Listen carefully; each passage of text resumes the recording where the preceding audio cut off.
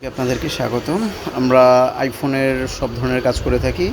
যেমন হচ্ছে আইফোনের গ্রিন স্ক্রিন, হোয়াইট স্ক্রিন, তারপরে হচ্ছে আইফোনের original battery change, display change সব কিছু আমাদের মোবাইল ডক্টরসে পেয়ে যাবেন। তো আর দেরি না করে চলে আসুন আমাদের মোবাইল ডক্টরসে।